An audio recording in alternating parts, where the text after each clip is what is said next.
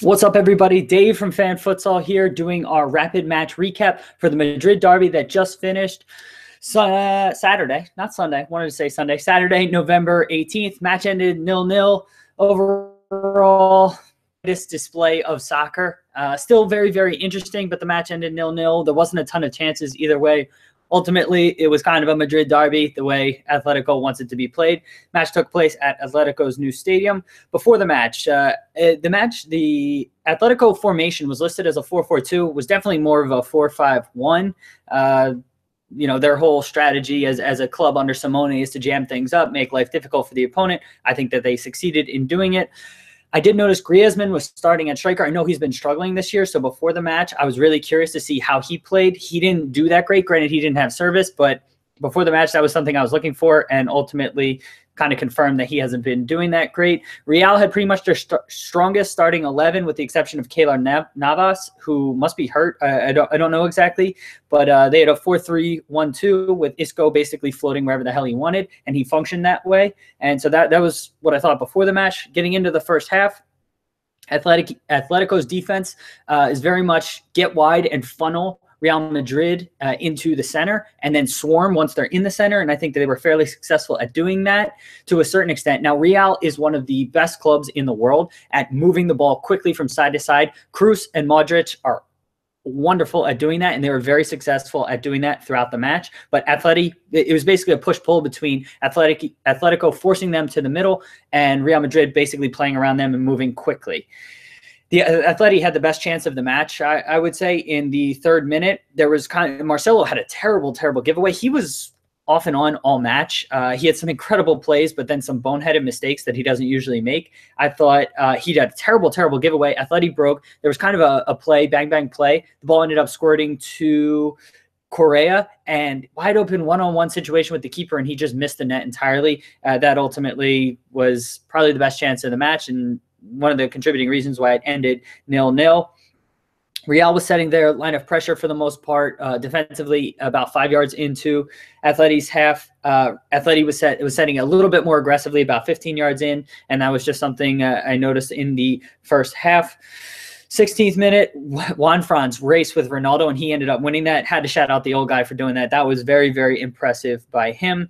Atleti was only attacking with about 4 men in the first half. In the second half, they started attacking with 5 to 6 men. But in the first half, they were extremely conservative, only attacking with 4 men when they got the ball. Real dominated possession, so there wasn't too many opportunities to do that. Defensively, Real was falling into basically a 4-4-2 diamond with the flat 4 back, and then Casemiro sitting right in front of the defense. Kroos and Modric operating kind of on the flanks. They were more tucked in centrally, but operating here, and Isco kind of floating right in front of them. So that was kind of, and then Benzema and Ronaldo up top. But that was how they were kind of operating defensively, whereas Atletico was operating with a 4-5-1, pretty rigid, pretty flat defensively.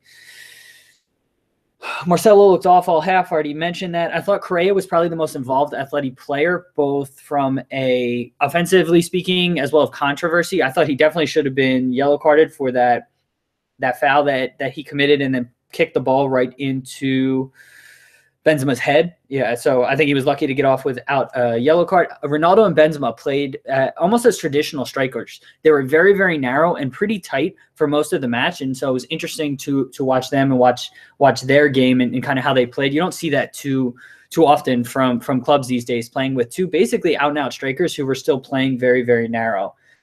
And moving. When I say narrow, they would go out wide, but they would still be in a fairly similar area and space to each other for a lot of the game. So that was interesting. Isco, most involved player, that was his role, and he was successful at doing that. He was all over the pitch all throughout the match.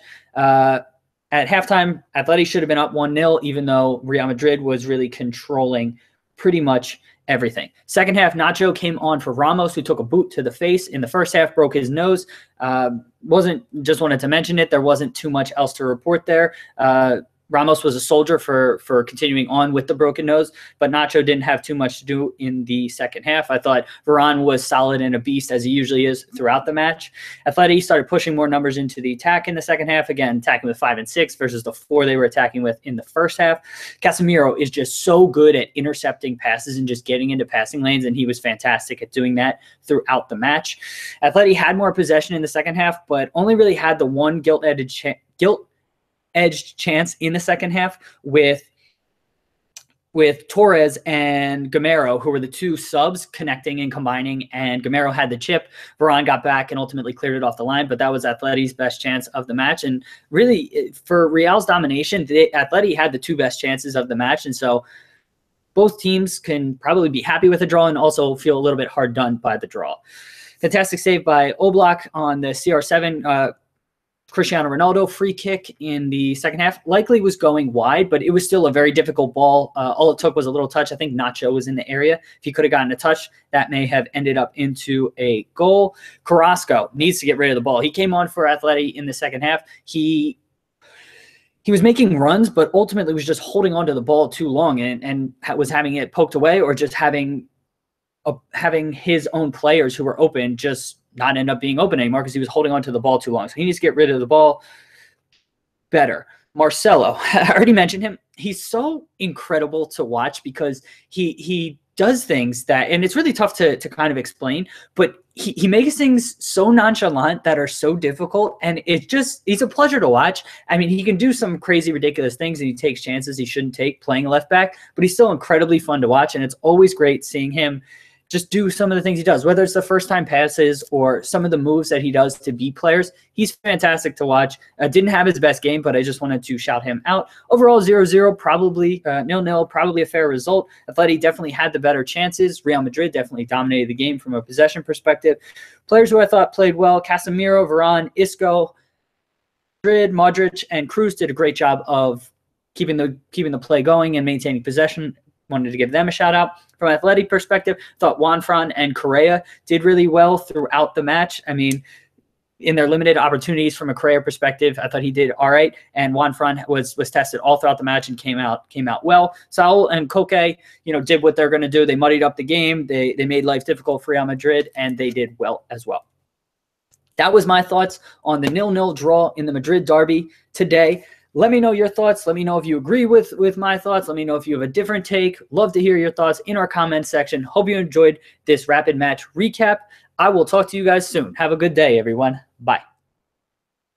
Bye-bye.